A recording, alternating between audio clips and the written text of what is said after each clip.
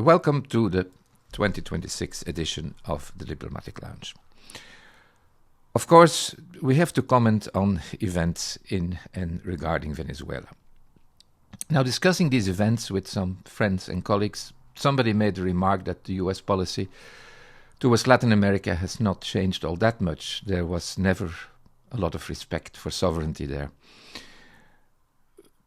My answer to that is, well, maybe the policy is the same, but the packaging these days is so much more vile with the general atmosphere of vulgarity that is prevailing in Washington. What upset me almost as much as the intervention itself was the cowardly reaction of the European Union, which not stood up to the United States to defend its values.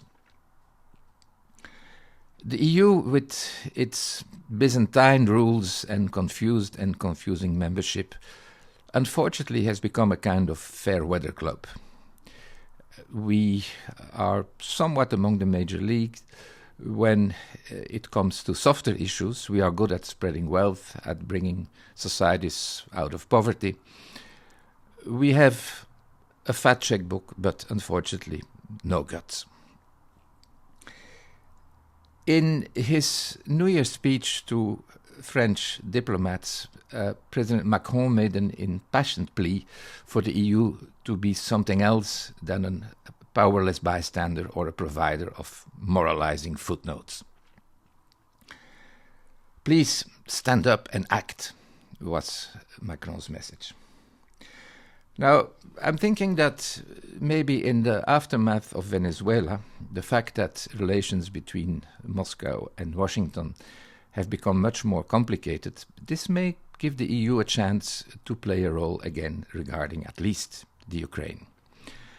It's my hope, but I remain skeptical because what I rather see happening is that the EU will gradually be replaced on the diplomatic playing field by ad hoc coalitions, as is happening already regarding Greenland.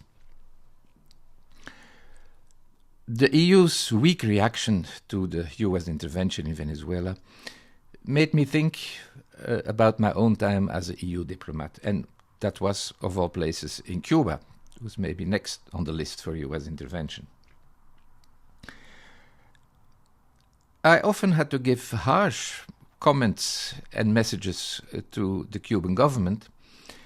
And while the higher spheres of government certainly hated this, I found out with some amazement that it gave me also a measure of respect with my Cuban counterparts, who actually loved being my sparring partner. And it's a great lesson, I think, for the EU in general. If you stand up for what you are, you will get respect. And pardon my French, licking ass will just not do that. And standing up for your values in the case of the EU means please become less bureaucratic and more political.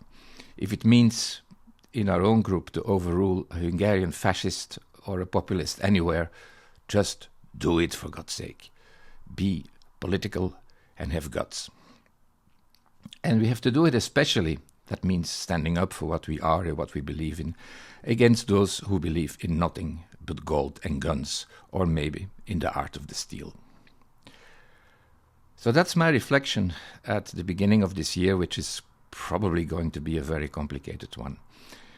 But I think it's relevant, and if Europe wants to be heard and seen on the world stage, it needs to do just what I'm saying. Thank you.